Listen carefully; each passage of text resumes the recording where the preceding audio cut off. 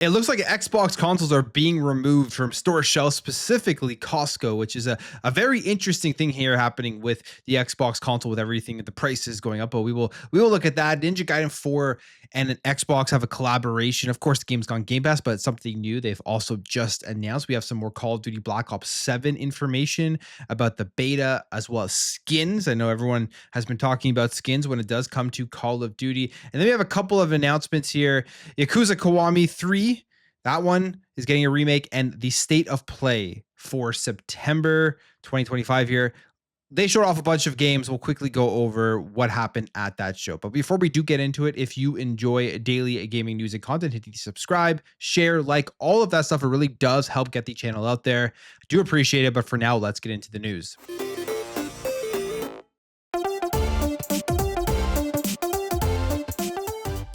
So Xbox consoles over the last year, 2 years or so, it's just been very odd. It's not just Xbox, it's also with PlayStation and just the overall console market in general, that prices have been going up, and they're citing economic conditions and many different things that are occurring, like tariffs, and they're raising the prices 5 years into a generation where the value just isn't there anymore as they continue to raise the prices. The Xbox console itself is obviously in last place comparatively to the Nintendo Switch and to the PlayStation 5, and it does look like Xbox at this point is just kind of waiting to ride out the rest of this generation. They're happy with the amount of consoles they've sold. They don't really care about pushing it anymore, as they do continue to raise the prices. And we have another sign of this, and this has to do with Costco and Xbox listings vanishing from the US and the UK sites. And we don't know exactly why, but this is before the Microsoft price hikes that are going to be coming into effect, I believe, on October 1st. So here is a story saying Xbox listings vanish from Costco in the US and the UK before Microsoft's price hikes. And as of right now, going into effect this October, the price will be $650, I believe, for just that regular Xbox Series X 1 terabyte with the disk drive in there.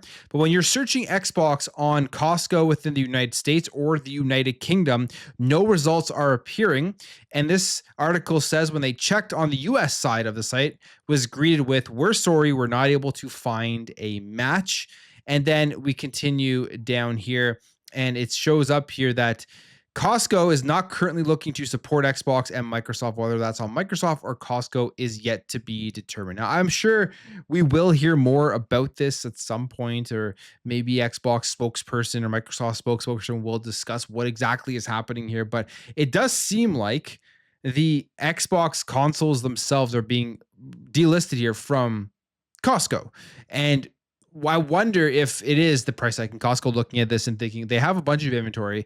The inventory isn't selling as well as they would want it to. Now that the price is going up, they know it's going to sell even less, so they don't want to hold that inventory any longer, and they're just going to potentially sell it off in a different way rather than listing it up on the site and giving it, making it available for consumers. Now, a lot of people are talking about this like it is a big shock and a big surprise if at the end of the day this is the wind down of the console for Xbox for this generation. We know we're getting more hardware going into the next generation. I mean, we are getting a handheld next month, and we know Xbox have already said they are working on multiple devices. Exactly what that is, not sure, but one of them is supposed to be extremely powerful, and there will be OEM Xbox devices. We're seeing how they're integrating the entire ecosystem. So by no means does this mean it is the end of the console for Xbox or end of any Xbox hardware that's going to be coming out. And honestly, this type of news may be shocking to some, not extremely shocking to me when you take a look at where their strategy is going, where they're putting all their resources right now, and that is to prepare for the next gen and prepare for that full integration of the ecosystem. Pushing Xbox Play Anywhere, having probably just one version of the game that lands on Xbox that's available on PC and on Xbox console itself, pushing the handhelds in there. All of these things are complete signs here that they are ready to wind down this gen, move away from putting more resources into the console. They're raising the prices like they just don't even care anymore. They don't want to take any more of the costs from selling these things. They don't want to subsidize it at all, even if many economic factors play in. If they really wanted to make sure that the console still sold well, they would just keep the price the same, eat more of that cost, and try to push as many units as possible. But that just does not seem like it is the case right now, that they do care about it at all. So Costco, they're not selling it anymore. The other thing here is, with Xbox really going full digital, even selling a console with a disk drive like the Series X to them is probably something they're slowly trying to get people even more away from. So if they reduce those that are available, that will also help that. Not that I agree with that, because I do like my physical stuff, although I have a massive digital library as well. When you sit back and take a look at the Play Anywhere feature and having your game to buy it once, play it on your handheld, your console, your PC, all in the next generation, and now going forward when the Xbox ROG Ally does drop. I mean, digital, if you're on Xbox, is obviously the way to go, and will be the way to go going forward. So this news isn't that shocking. Some people are up in arms about it, but I mean, it's not a shock to me. But let me know what you guys think about this in the comments. One of the things that Xbox loves to do, however, looks like they're not backing away from this at all, is controllers. And they continuously bring out new controllers. They have a new collaboration here, which makes sense because Ninja Gaiden 4 is launching day one into Xbox Game Pass, one of my most anticipated games to play this year. And they announced here that there's going to be a Ninja Gaiden 4 Xbox Design Lab controller available for people to go ahead and make and make the Elite, make the Standard, whatever they want here with the Ninja Gaiden 4 design. Now, here is the design itself. It's decent. I mean, I'm not the biggest fan of this design. I don't think this is the nicest Xbox controller that has ever been made, but you can see just kind of what it looks like, a full picture across the front of it, and then it's all black on the top and on the back as well. So if you are a fan of Ninja Gaiden and you want a controller to go with it, this will be the way to go about it. They say here that you will be able to get this in the Design Lab with the wireless and the Xbox Elite Wireless Controller Series 2. And the designs themselves are featuring Ryo Hayabasa, Red Dragon Katana, and a new protagonist, Yakumo's blue-handed katana. So that is where they're putting all three of these things together. It's cool to see the new character in there as well. And you can see on the Elite's a little bit different as well in the back, but you can change up the triggers, you can change up the joysticks, the D-pad, and just make it customized to exactly how you want it. But that is available. You can go check that out right now. MSRP they're saying is $94.98 for the regular and $184.98 for the Xbox Elite Series 2. So pricey controllers, but for big Ninja Gaiden fans, you can customize it. You can probably put your gamer tag on there and everything. It will be pretty cool to have in the collection. As well, Call of Duty Black Ops 7 is around the corner. One of the things that Call of Duty has listened to is with the crossover of skins. They're not allowing you to bring those over from Black Ops 6 to Black Ops 7. And with the overall just collaborations they're having that takes away from, I guess, the seriousness of the game. They've really been listening to fans, and it looks like they're canceling collaborations now because of player feedback. It says here the Call of Duty Black Ops 7 skin collabs were canceled after player feedback. This was an interview here, I believe, with Charlie Intel, and it says there are opportunities that we have lined up that after some of our conversations, we straight up turned down big brands, big things. And we're like, no, we're not going to do that because it just doesn't fit.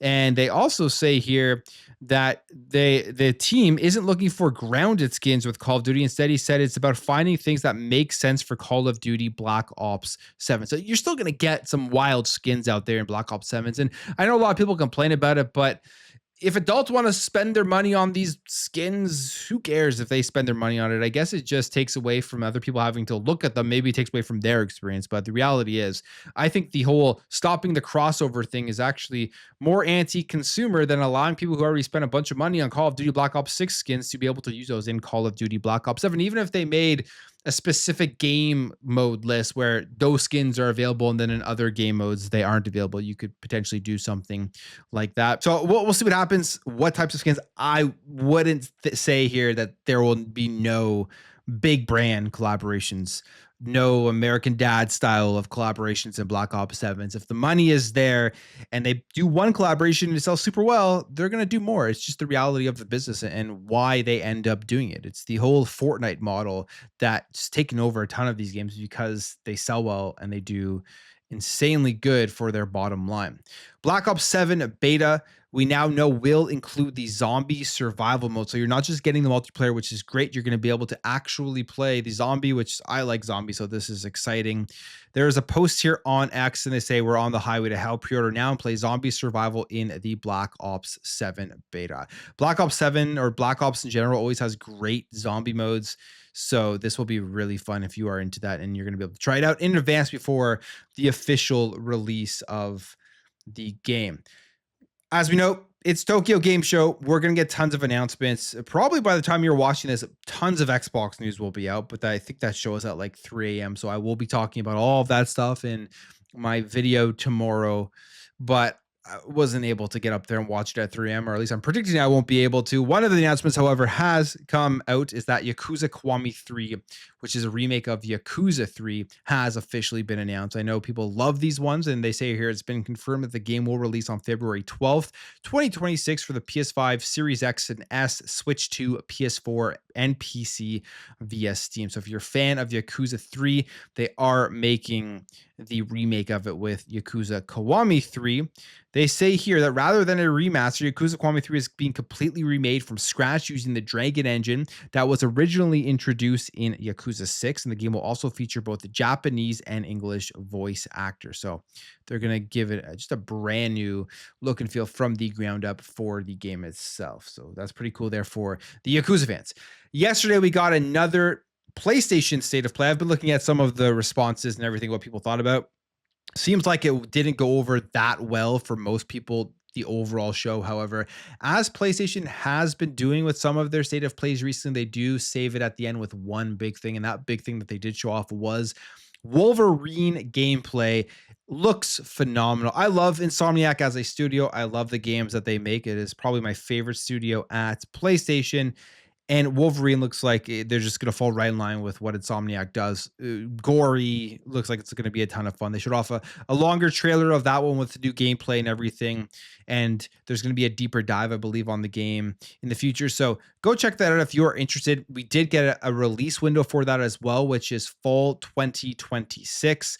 And that was the big game that ended off the show. They also announced another first-party game. So I think this is the first time in a while that they've had two big first-party games out of State of Play that are getting a release date in the same year, at least that I can remember from the top of my head. Saros has a release date here of March 20th. 2026 as to when that game is going to be coming out. There was also a long deep dive trailer for that one as well. You can see here releasing on March 20th, 2026. And there's some already chatter out there. This game is pushing the limits of the PS5. They're finally pulling everything out of it, which is something that generally does happen at the end of a life cycle when these first party games do drop. So if you're a fan of Saros, if you're a fan of Returnal, this is going to be the game that you're going to want to go ahead and check out. Now, besides that, there were a bunch of other announcements. I'm not going to go through them all. I mean, lots of games that I'm interested in playing. I just think people were expecting more here, some more surprises and stuff. Battlefield 6, they did end up showing off some of the campaign trailer, which looks very, very cool. The other thing that I do want to highlight is they announced a God of War anniversary DualSense controller. People were predicting there was going to be a God of War game here as the God of War announcement. It was just a DualSense controller, which to me was pretty disappointing. I was looking forward to a God of War game announcement, maybe a remake or a remaster of some sorts. They also announced PlayStation speakers, which is kind of interesting. PlayStation Pulse Elevate wireless speakers. You can connect them through PlayStation Link wireless technology and use it on the go and everything. So if you're looking for speakers and you're a PlayStation fan, maybe those will be for you.